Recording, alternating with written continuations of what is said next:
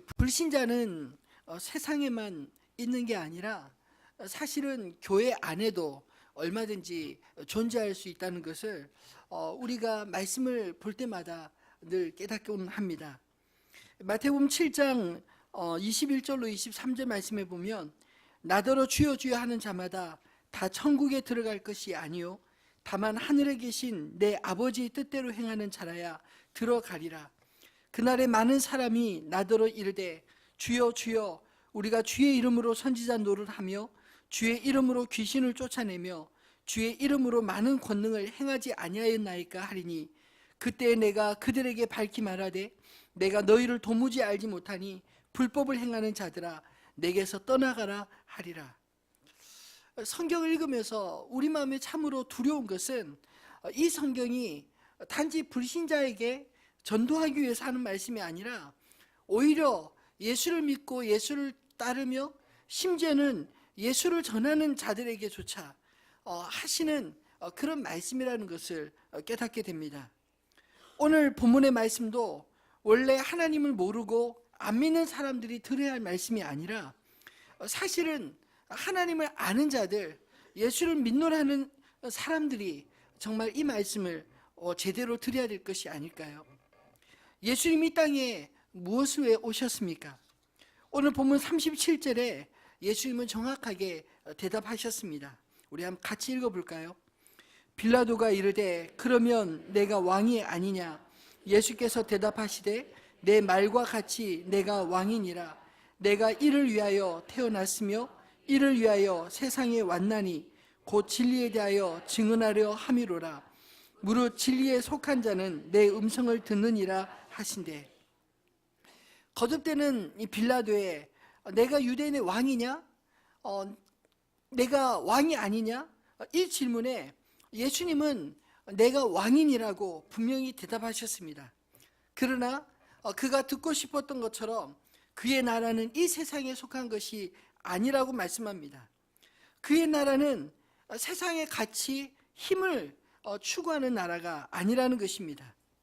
세상 나라는 칼과 창으로 세우는 나라이지만 예수님의 나라는 희생과 사랑으로 이 땅을 점령해 나가는 나라입니다.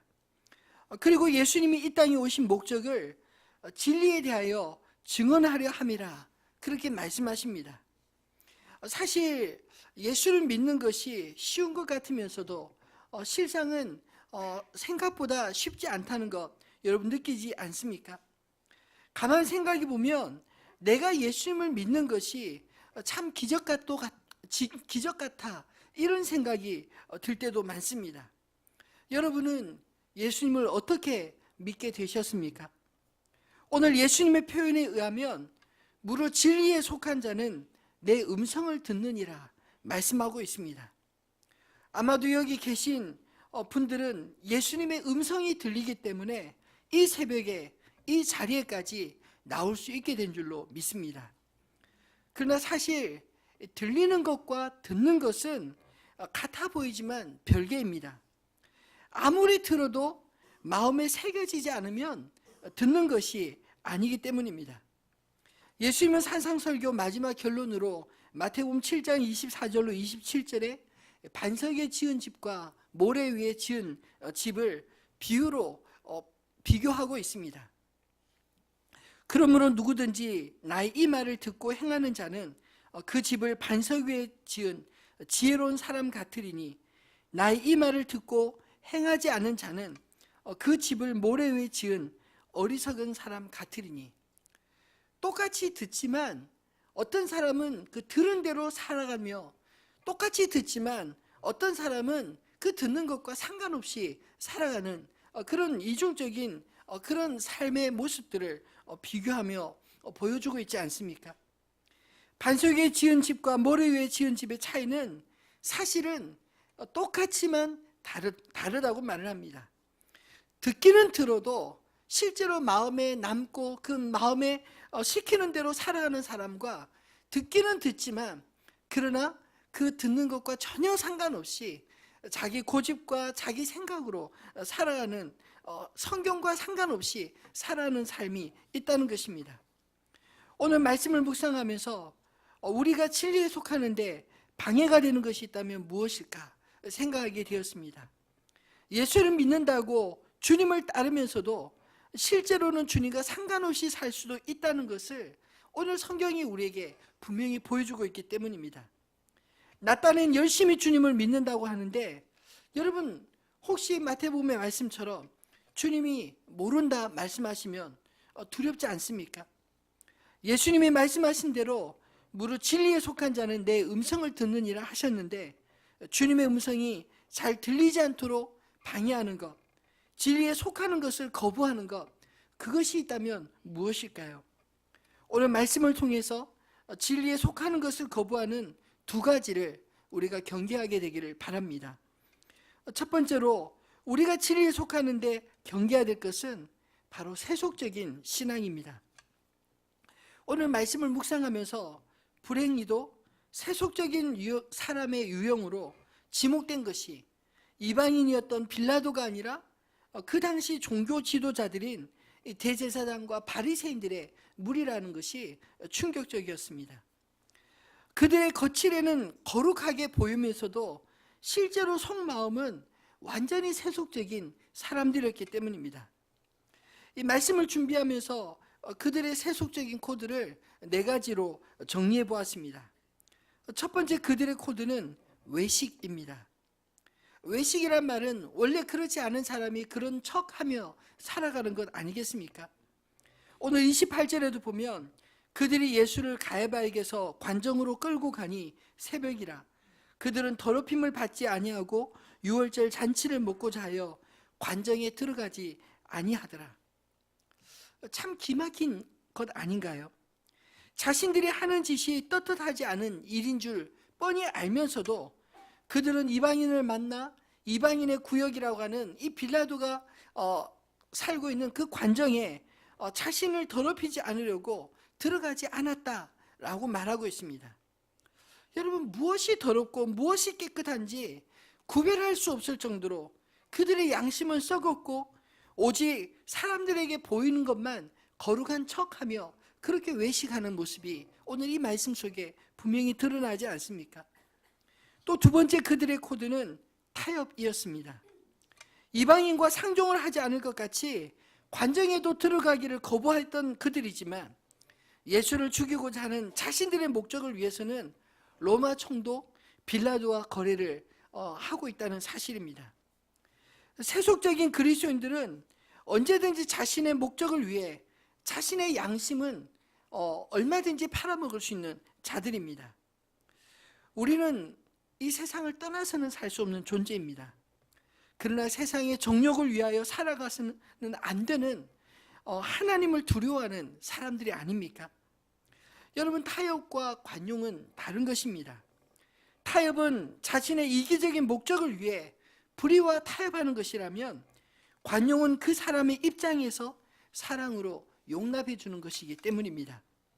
이것을 우리가 구별하지 못하면 관용을 빙자해서 내 욕망을 위해 얼마든지 세상과 타협하며 살 수 있게 된다는 것입니다. 세 번째, 그들의 코드는 자기 중심이라 표현할 수 있습니다. 37절 하반절에 보면 무릇 진리에 속한 자는 내 음성을 듣느니라 하신대, 그들이 진리에 속하지 않은 증거를 예수님은 진리를 선포해도 도무지 귀를 막고 듣지 않는, 하나님을 믿노라면서도 실제로는 하나님을 자신의 왕으로 인정하지 않는 이 유대인들을 가리켜 말씀하는 것 아니겠습니까? 왜냐하면 그들은 실제로 하나님의 신앙이 아닌 자기 중심적인 자기들이 만든 신앙에 매여 살아가고 있었기 때문입니다. 이 자기 중심적이란 말이 얼마나 무서우냐면, 사람이 자기 중심적이 되면요, 보편적인 진리는 자기와 상관이 없습니다.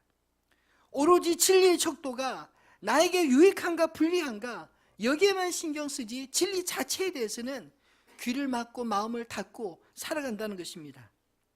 여러분, 만약 우리 집 옆에 고아원을 짓는다고 하면 어떤 생각이 드나요?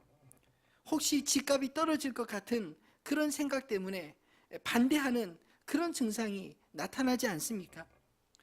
필요는 인정하지만 그곳이 우리 집이면 안 된다는 것입니다. 종교 지도자들이 예수님을 배척한 것도 사실은 진리의 문제보다 자신의 이익이 부합하느냐 부합하지 않느냐, 그것에 따라 예수님이 자신들의 이익과 전혀 부합되지 않고 오히려 자신들의 허물을 예수님이 끊임없이 드러내기 때문에 예수님을 거부하고 십자가에 못 박아 죽이려 하는 것 아니겠습니까?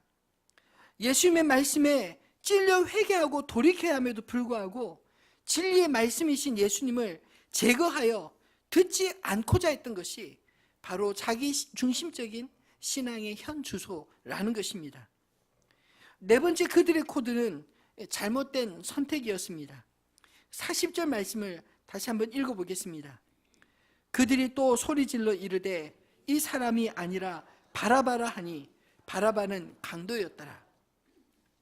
그들은 기가 막히게도 예수와 바라바 이 두 사람 중에 내가 누구를 살리겠느냐라고 물을 때 죄 없으신 예수님을 살인 강도와 맞바꾸는 그런 잘못된 선택을 하게 됩니다.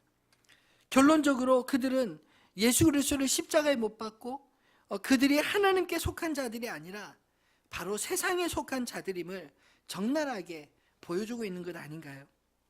잘못된 선택에는 항상 세속적인 욕망이 자리 잡고 있습니다. 여러분, 어느 쪽이 먼저일까요? 예수님은 우리의 껍데기를 보고 판단하시는 분이 아니십니다. 우리의 속사람이 과연 무엇으로 채워져 있는지를 정확하게 아시는 분이라는 말씀입니다.